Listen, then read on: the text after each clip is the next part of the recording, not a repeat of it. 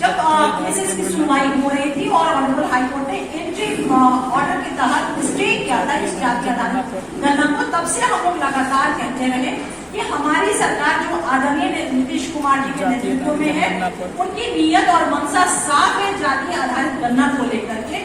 और जो पॉइंट हम लोगों ने आप लोगों के समक्ष उस वक्त रखा था कि किन कारणों से और किन वजहों से और किस नियत के साथ बिहार सरकार जाति आधारित गणना करवा रही है, और वही पॉइंट आज ऑनरेबल हाई कोर्ट ने रिजेक्शन का वो कारण बताते हुए दिया है।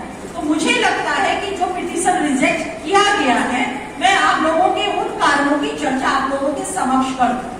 पहला जो ऑनरेबल हाई कोर्ट ने कारण बताया है, वो कहा है रिजेक्शन का कारण कि हमें राज्य की कार्रवाई पूरी तरह से मानने, उचित उद्देश्य के साथ, उचित क्षमता के साथ शुरू किया गया लगता है। यही तो हमारे नेता नीतीश कुमार जी की, मुख्यमंत्री जी की नियत थी, जिसको ऑनरेबल हाई कोर्ट ने इंश्योर किया है अपने इस ऑर्डर के माध्यम से।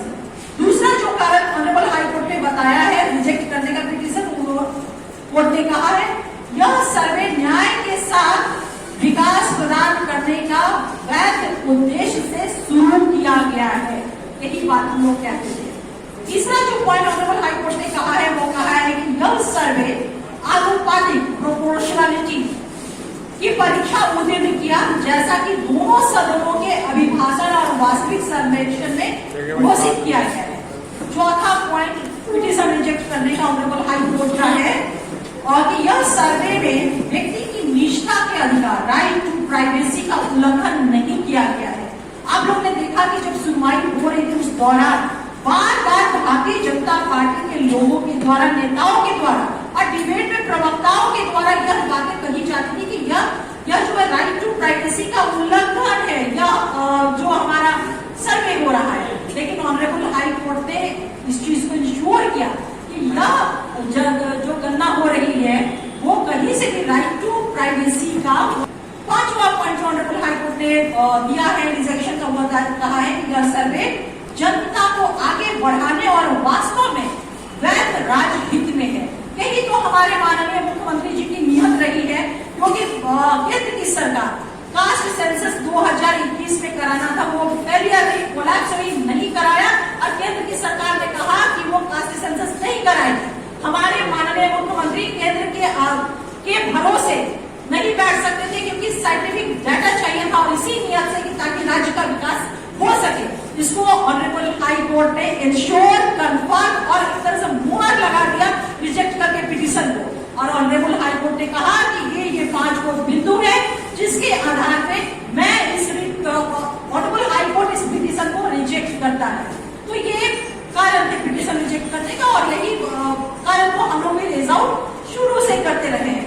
और इस विषय में विस्तृत रूप से हमारे अन्य प्रवक्तागण और मैं माननीय राष्ट्रीय प्रवक्ता अपने आदरणीय राजीव रंजन सर से गुजारिश करूंगी कि इसमें विशेष रूप से आपसे विमर्श करें। बहुत बहुत धन्यवाद अंजुम जी, उन्होंने सबका आपको वर्कशॉप के बारे में बधाई दिया है। दोबारा मैं आप सबका अभिनंदन स्वागत करता हूँ, बड़ा अच्छा लग रहा है, ताकि कुछ दिन से आप लोगों से मुलाकात होती रहती है। मैं थोड़ा सा बैकग्राउंड बता देना चाहता हूँ कि है क्या एक्चुअली।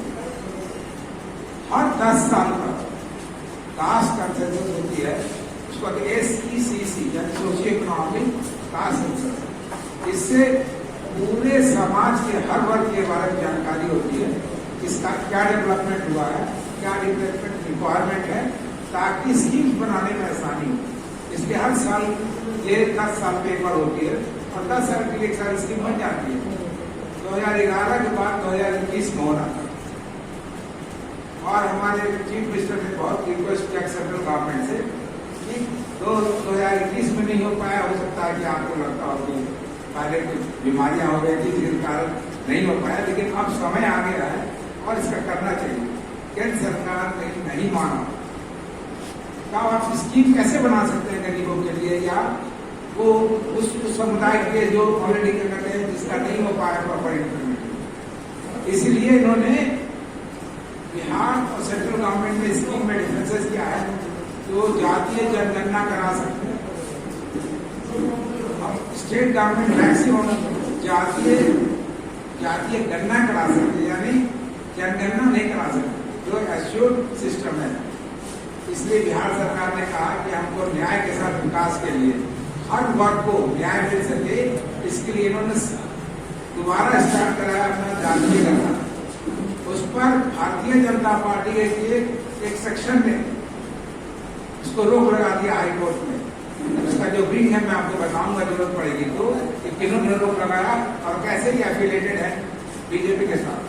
तब वो अल्टीमेटली कई 3-4 महीने आप देख रहे हो लगातार रुका रहा, 3-4 महीने के अंदर 5-6 महीना रुका रह गया, और 5-6 महीना पहले जो स्कीम बन जानी थी वो अभी तक नहीं बन पाई। अब ये काम बहुत तेजी से शुरू होगा और मैं समझता हूँ जल्द से जल्द ये पूरा हो जाएगा जातीय गणना। तब के लिए स्कीम बनाने में बहुत सहयोग मिलेगा। ये बहुत बड़ा अपॉर्चुनिटी है। भारतीय जनता पार्टी के लाख कोशिश करने के बावजूद ये स्कीम अब क्लियरेंस हुआ है हाई कोर्ट से। हाई कोर्ट ने सही डिसीजन किया हुआ है। हम सब के सब उनके आभारी हैं और इस पर कार्रवाई शुरू करेंगे। मैं रिक्वेस्ट करता हूँ भारती मेहता जी से वो अपनी बात करें।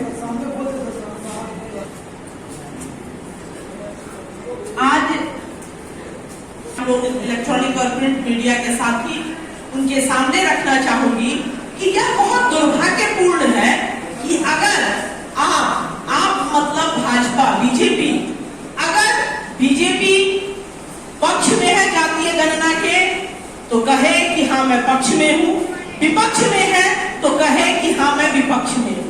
क्योंकि जब जातीय गणना का निर्णय बिहार के दोनों सदनों से हुआ था तो यह बिहार सरकार का सर्वदलीय संकल्प था। मगर जब सर्वदलीय संकल्प के बाद जब बात आई जातीय गणना कराने की, जब तक बीजेपी साथ थी तब तक तो चीजें बहुत स्मूथ थी।